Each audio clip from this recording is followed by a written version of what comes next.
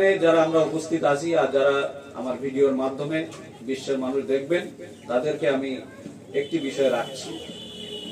মনে করেন আমি একজন ব্যক্তি, একটা মানব। এখন আমি কিছুই জানি না। আমি আমার ব্রেনকে এখন যা আমার নোট করা আছে সেই নোটগুলি আমি সাইডে রাখছি। আমি কিছুই জানি না, আমি একজন নতুন ব্যক্তি, কোনো বিষয়ে আমি পরিচিত না। আমি এই কিতাবটি কি এটা আমি নিরপেক্ষভাবে আমি এই কিতাবটিকে যাচাই করব, কোনো সমালোচনার বিষয় রাখবো না। জাস্ট কিতাব যেটা বলছে ওইটা একজন সাধারণ ব্যক্তি হিসাবে, যে আমি একজন মানুষ, আমার নিজের অন্তঃকরণকে জীবন্ত করার জন্য এই কিতাবকে আমি জানবো আসলে কি। কোনো পক্ষপাতিত্ব করবো না, শুধু কিতাব দিয়ে কিতাবটা জানবো আসলে কি। সকলে বলছে এটা সৃষ্টিকর্তার কিতাব, তো আসলে কি এটা আমি নিজে পড়ে দেখেছি? এর আগে আমি যেটা বললাম যে আপনারা মানি কোরআনের মূল বিষয়ের সঙ্গে আমরা পরিচিত না। আচ্ছা, আপনারা সূরা ফাতিহা হাজার হাজার বার পাঠ করেছেন, এর অর্থ কি আপনারা জানেন? কজন জানেন এর সঠিক অর্থ কি? আমি কোনো ভূমিকা ইউজ করছি না, জাস্ট যেটা কোরআনে আছে ওইটা আমি আপনাদের সামনে এর কোরআনের যে হিকমত এটা প্রকাশ করেছি। হাজার হাজার বার পড়েছেন, ছোট থেকে পড়েছেন। এখানে দেখেন আমি সূরা ফাতিহা পড়ছি, এখানে বলছে বিসমিল্লাহির রহমানির রহিম, আলহামদুলিল্লাহি রাব্বিল আলামিন, আর রহমানির রহিম, মালিকি ইয়াউমিদ্দিন। এই তিনটে আয়াত আমি এখানে আপনাদের সামনে পড়লাম। তিনটের কথা আগে বলে নেই। আমরা যারা ধর্মীয় মানুষ, আমরা জানি কোনো কিছু হলে আল্লাহর প্রশংসা আদায় করতে হবে। আমরা যা পেয়েছি তার জন্য প্রশংসা আদায় করতে হবে। আচ্ছা, এই যে আয়াতটি আপনারা পড়লেন যে সকল প্রশংসা জগৎ সমূহের প্রতিপালক আল্লাহরই, এই শব্দের আগে কি কুল শব্দটা ব্যবহার করা হয়েছে? আমি তো এই কিতাবের সঙ্গে পরিচিত হচ্ছি, এই শব্দের আগে কি এখানে কুল শব্দটা ব্যবহার করেছে? তুমি বলো বা তোমরা বলো। আসলে অনেকে আমাদেরকে ধারণা করবেন যে এরা রাসূল মানে না, এরা রাসূল বিশ্বাস করে না। আচ্ছা, এই কিতাবটি কে নিয়ে এসেছিল? এর প্রকাশক কে? আল্লাহ রাসূল। তো রাসূলুল্লাহ তিনি তার কমের কাছে, তার জাতির কাছে গিয়ে এই আয়াতটি পড়তে হয়েছে। তো আমরা কি এটাকে কপি করছি যেটা আল্লাহ রাসূল মানব জাতির সামনে তার জাতির কাছে এটা পেশ করেছিল? এই প্রকাশক কে? আল্লাহ তার অন্তরে ওহী করেছেন এবং তিনি এটাকে প্রকাশ করেছেন। তার কাজ, রাসূল মানে বার্তাবাহক। বাংলায় বললে বার্তাবাহক কাকে বলে? যদি আমরা বলি আল্লাহর রাসূল, তাহলে তিনি আল্লাহর বার্তা বহনকারী। এই ক্ষেত্রে এখন যদি উনি ওনার বিধান দেন, উনি ওনার কথা বলেন, তাহলে তিনি বিধানদাতা হন। এই কথাটি অন্তরে বসে নেন। যে সরাসরি আইন নিয়ম বলে যে এটা করতে হবে ওইটা করতে হবে, তাহলে তিনি বিধানদাতা। এখন আমরা এখানে কি করছি? আমি কি বিধান দিচ্ছি? নিশ্চয়ই না। আমি কি করছি? আল্লাহ পাক তার রাসূল মাধ্যমে যে বার্তাটা মানব জাতির কাছে পেশ করেছেন, সেই বার্তাটা আমি মানব জাতির কাছে ছড়িয়ে দিচ্ছি। যারাই আল্লাহর কথাকে মানব জাতির কাছে পৌঁছে দেন, তারা রাসূলুল্লাহর কাজ করেন তার সহযোগী হয়ে। তিনি এখন নেই, তার প্রতিনিধিত্ব করার জন্য আল্লাহ পাক যুগে যুগে মানুষদেরকে ঠিক করেছেন বাশার রাসূল নাম দিয়ে।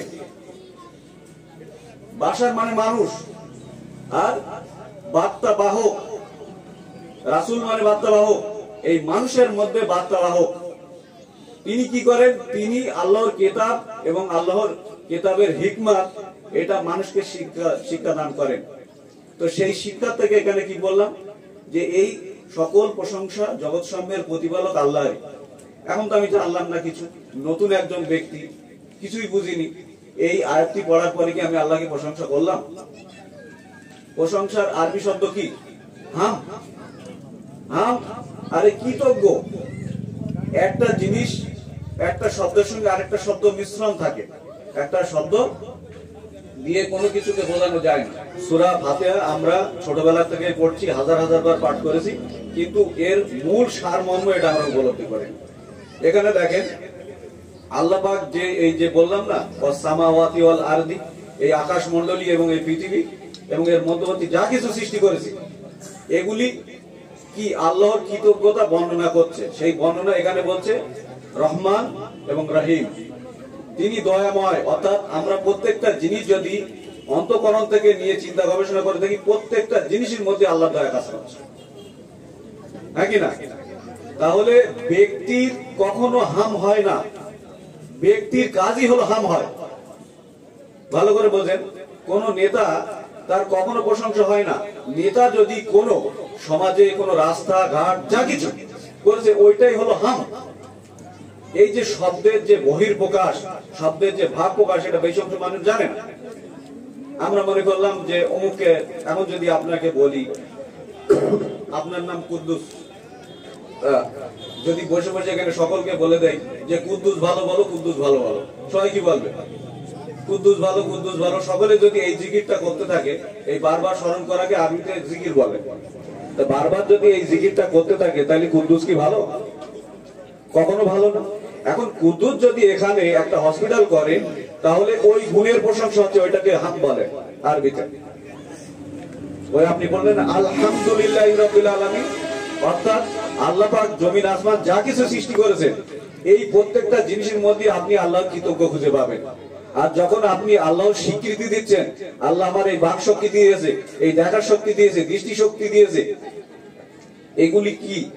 এগুলি তার হাম করছি আমি, তার প্রশংসা কৃতজ্ঞ আদায় করছি।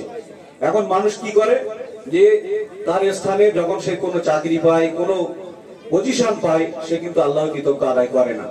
সে তখন কি করে, অমুক ভাই করেছে, তমুক ভাই করেছে, অমুক ভাই না থাকলে থাকতো না, পার্টির সাথে অমুক তো হাজারো কথা সে বলে, সে কিন্তু হাম করছে না।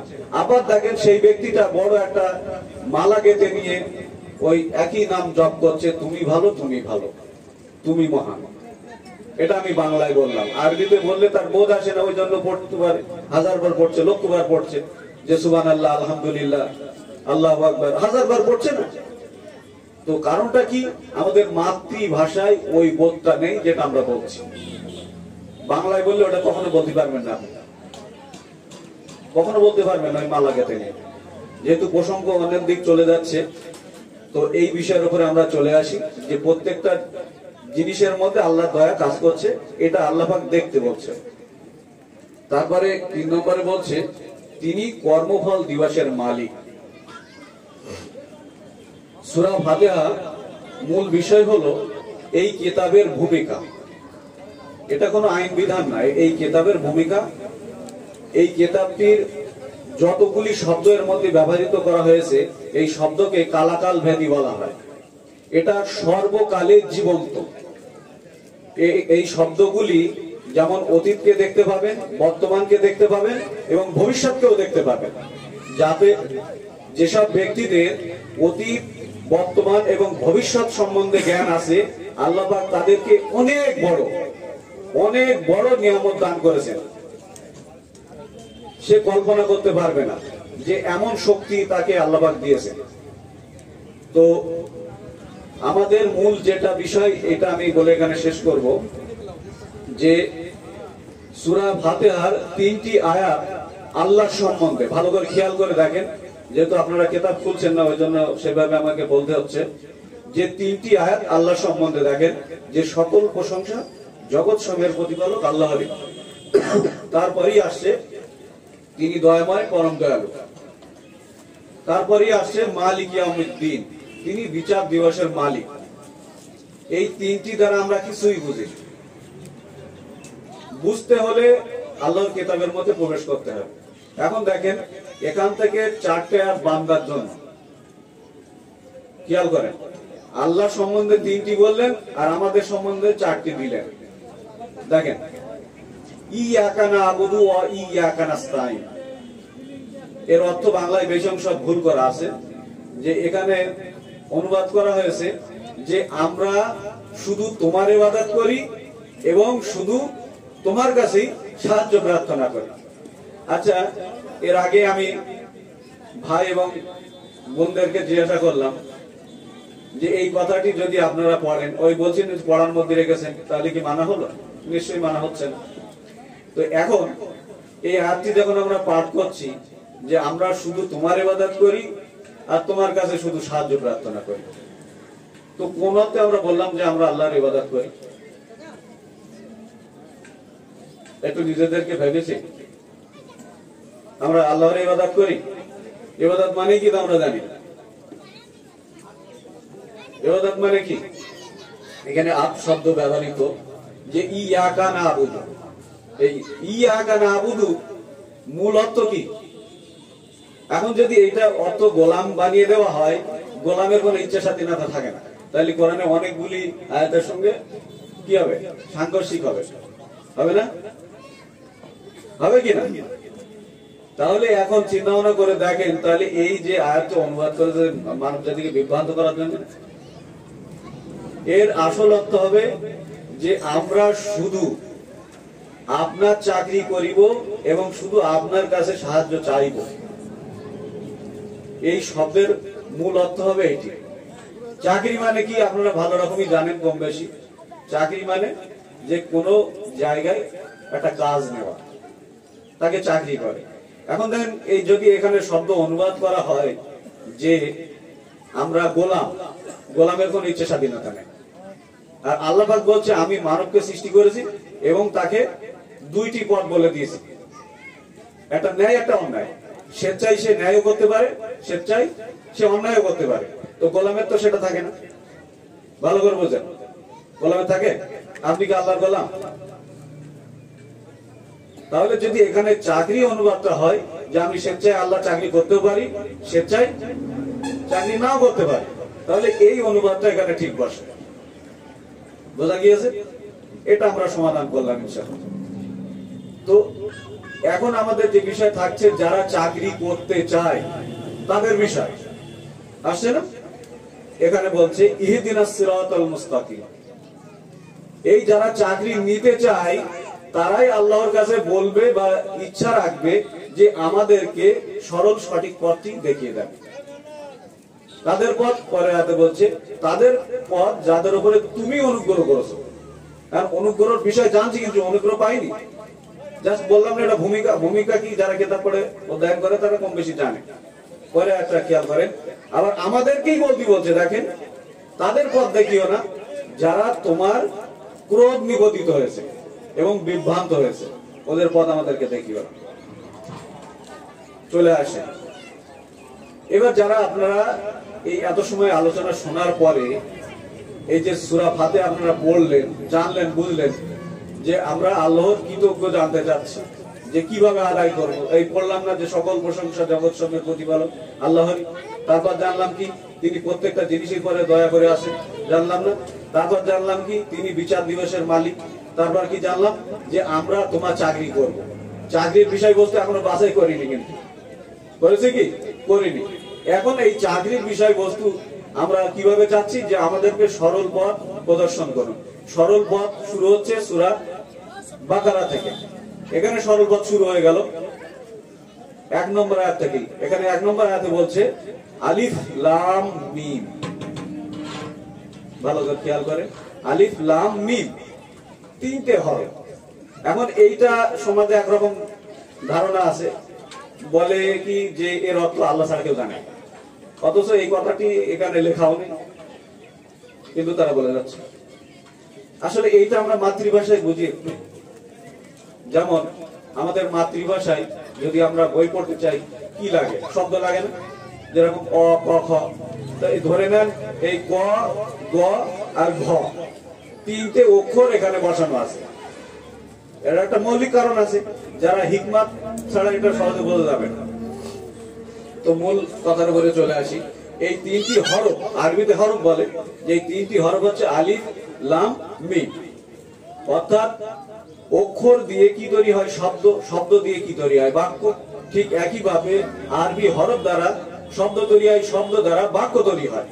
সেই বাক্য এখানে শুরু হলো যে জালিকাল কিতাবু লা রাইবা ফি হুদাল লিল মুত্তাকিন। ভালো করে খেয়াল করেন, বাক্য দ্বারা কি শুরু হলো? যারা এই আগের সূরার মধ্যে তোমরা চাচ্ছিলে না ইহদিনাস সিরাতাল মুস্তাকিম, আমাদেরকে সরল পথ প্রদর্শন করুন, তারপরে কি পড়েছেন তার আগে ইয়াকা নাবুদু ওয়া ইয়াকা নাস্তাইন, আমাদেরকে চাকরির বিষয়টিটা ঠিক করে দেন, কিসের উপরে চাকরি করব। এখন চাকরি করার আগেই আল্লাহ পাক বলছেন যে ইয়া সেই কিতাব, যে কিতাব থেকে তুমি চাকরি নিতে এসছো, এটা সেই কিতাব যে কিতাবের মধ্যে কোনো সন্দেহ নেই। আর এই কিতাব কাদেরকে পথ দেখাবে এখানে বলছে মুত্তাকিদের। আচ্ছা পৃথিবীতে এটা খেয়াল করেন, এটা আল্লাহর কথা, আমার কথা না কিন্তু।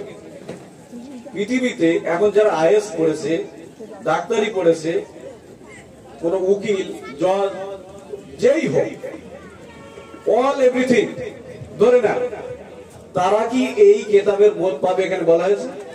এই চাকরি তারা গ্রহণ করবে বলা হয়েছে? এখানে কি বলা আছে? জালিকাল কিতাবু লা রাইবা ফি, নেই কোনো সন্দেহ, হুদাল লিল মুত্তাকিন, যারা এই হুদা মানে পথ নির্দেশনা, এই পথ নির্দেশনা তাদের জন্য যারা মুত্তাকি হতে চায়। সোজা কথা কি, যারা মুত্তাকি হতে চায়। মুত্তাকি মানে কি, এটা তো আর এক না, তো আরবি শব্দের মধ্যে বাংলা অনুবাদের মধ্যে আরবি ঢুকিয়ে দিয়েছে। মুত্তাকিতে আবার ফের নিচে মুত্তাকি লিখে দেয়। মুত্তাকি মানে আল্লাহর পথ চলনেওয়ালা, আল্লাহ ভীরু, যারা আল্লাহর পথ চলতে চায়, এই কিতাব শুধু তাদেরকে রাস্তা দেখাবে। এখানে রসুলের ভূমিকা কি, এখানে মাইন্ড আসবে না, এত সময় আলোচনা করবো, রসুলের কথা হলো না তো। এই কথাটি প্রেজেন্ট করছে কে? রাসূল তার জাতির কাছে গিয়ে বলছে এই সেই কিতাব। তখন বলেছে এই জালিকাল কিতাব, তার ভাষায় কি বলেছে? জালিকাল কিতাব, যেটা আমি পড়ছি। আল্লাহ রাসূলের কাছে কিতাব ছিল বলে বলছে ইয়া সেই কিতাব, যাতে কোনো সন্দেহ নেই, লা রাইবা ফি, যাতে কোনো সন্দেহ নেই, হুদাল লিল মুত্তাকিন, যারা এই চাকরি করতে চাচ্ছ, এতে আছে তাদের জন্য পথ নির্দেশনা। ভালো করে খেয়াল করে দেখেন। তারপরই পথ নির্দেশনা দিতে গিয়ে আল্লাহ পাক বলছেন 3 নম্বর আয়াত থেকে এখানে মূল বিষয়বস্তু বান্দার সঙ্গে পরিচয় করে দিচ্ছেন, কোন বিষয়ে চাকরি করবে। এখানে আসছে যারা বিল গায়বে, যারা গায়বে বিশ্বাস করে, এবং আকিমিস সালাত, অর্থাৎ সালাত প্রতিষ্ঠা করে, এবং তাদেরকে যে জীবন উপকরণ দিয়েছি তা হতে ব্যয় করে। কি বললো? বিল গায়বি, যারা গায়বে বিশ্বাস করে। আরে গায়েব মানে এখানে আমাদেরকে বোঝানো হয়েছে কি? আল্লাহকে। বিল গায়বি মানে আল্লাহকে দাঁড় করা হয়েছে, যে আল্লাহকে যারা না দেখে বিশ্বাস করে। এখানে আল্লাহ শব্দ আছে, বিল গায়বি মানে আল্লাহ আছে ওখানে? ভালো করে খেয়াল করতে, আল্লাহ আছে? নিশ্চয়ই আল্লাহ নেই। বিল গায়বি মানে যা দেখিনি, যে বিষয়গুলি আল্লাহ পাক বলছে, এই বিষয়গুলো আমি দেখিনি। দেখিছে কি? ওই যে না দেখা বিষয়গুলির উপরে আল্লাহ পাক বলছে যারা বিশ্বাস করে। তারপরে কি বলছে? এর উপরে অবিচল থাকে। সালাত শব্দের বাংলা অর্থ হলো কে? যোগাযোগ। এই সম্পর্ক, যে বিধান আল্লাহ পাক দিয়েছেন, এই সম্পর্ককে কি করে? নিজ জীবনে বাস্তবায়ন করে। প্রতিষ্ঠা মানে কি? বাস্তবায়ন করা, সমাজে দাঁড় করানো। কোথায় দাঁড় করাবেন? আপনি আগে নিজের মধ্যে দাঁড় করান, তারপর সমাজ প্রতিষ্ঠা হবে। সমাজে কখনোই দাঁড় হয় না যতক্ষণ না ব্যক্তির নিজ জীবনে আইন বিধান প্রতিষ্ঠিত হচ্ছে। ওই জন্য আল্লাহ পাক অনেক আয়াতে এগুলো পরিষ্কার ভাবে বর্ণনা করে দিয়েছে। যে ব্যক্তি নিজ অবস্থা পরিবর্তন করেন না, আল্লাহ পাক তাদের অবস্থা পরিবর্তন করেন না। আমরা খামোখা আল্লাহর কাছে দোয়া করছি, আল্লাহ আমাদের ভালো করে দেন। কখনোই করবেন না যতক্ষণ আমি আমাকে পরিবর্তন না করছি। আরে সেবা তো নেইনি। এমন সব কথা আল্লাহ সম্বন্ধে বলছি যে আমার বোধ বুদ্ধি আমাদের নেই। কেন নেই? আল্লাহর বিধান আমরা আল্লাহ মোতাবেক পড়ি না, শরীর মাথায় নিয়েই পড়ি। প্রত্যেকটা মানুষের মধ্যে আজ আমরা দেখছি গবেষণা করে, দেশ এবং বিদেশের মধ্যে যারা কোরআন বলছে এবং যারা কোরআন বলছে না, প্রত্যেকের মধ্যেই শিরিক ঢুকে আছে। এই শিরিক জীবন ব্যবস্থা নিয়ে কি আল্লাহর কথা বোঝা যায়? একটু আপনাদের অন্তরের সঙ্গে কিছু বিষয় পরিচয় করে দেয় এই কিতাবের কতটা সম্মান। আপনার কাছে একটা হীরার টুকরো আছে না, পৃথিবীর মধ্যে সবচেয়ে মূল্যবান জিনিস হীরা। সেই হীরা কি আপনি ওই লোহা লক্করের বস্তার মধ্যে ঢুকিয়ে রাখবেন? কখনোই রাখবেন না। ওর জন্য আলাদা স্পেশাল একটা জায়গা লাগবে, কারণ ওটা আপনি খুব মূল্যবান জিনিস মনে করছেন। কেন মনে করছেন? কারণ সমাজে ওর একটা ভ্যালু আছে। ঠিক এই কিতাবটি কোন হীরার টুকরা নিচেও না। সবচেয়ে মূল্যবান হীরা যদি থাকে এই কিতাবটি, তো এই কিতাবের সঙ্গে যদি আমরা সম্মিলিত পৃথিবীর সমস্ত এই যেটা আমি উদাহরণ দিতে গিয়ে বললাম যে এই লোহার বস্তার মধ্যে যদি হীরা টুকরা ঢুকিয়ে থাকি তাহলে কি হবে? গন্ডগোল হয়ে যাবে না? এইটাকে বোঝাতে গিয়ে অনেক বক্তা উদাহরণ দিয়ে থাকেন যে এই পটটা দেখছেন, এর মধ্যে ঘোলা জল আছে, এর মধ্যে আমি বিশুদ্ধ জল ঢেলছি, তাই কি এটা বিশুদ্ধ হয়ে যাবে? নিশ্চয়ই হবে না। তাহলে এটাকে কি করতে হবে? পুরোটা উল্টে ফেলে দিতে হবে। বোঝা গেল? তো উল্টে ফেলে দেওয়া মানে আল্লাহ পাক সূরা বাকারার মধ্যে একটা আয়াত ইউজ করছে যে তোমরা তোমাদেরকে হত্যা করো, তাহলে আল্লাহ পাক তোমাদেরকে পুনর্জীবিত করবে। তাই হত্যা করার অর্থ যদি আমি না বুঝি, হত্যা করবো কি করে? এই হত্যা অ্যাকচুয়ালি নিজেকে হত্যা মানে ওই বোঝাই না যে আমরা দুনিয়ার বিভিন্ন কোম্পানি থেকে যে শিক্ষাগুলি অর্জন করেছি, এই শিক্ষাগুলি কি করতে হবে? উল্টে ফেলে দিতে হবে, না তো এই কোরআনের বিশুদ্ধ জ্ঞান আমাদের মধ্যে কিন্তু প্রবেশ করবে না। করবে? নিশ্চয়ই করবে না। তাহলে ওই মূল্যবান হীরা জন্য আলাদা একটা স্থান তৈরি করতে হবে আমাদের।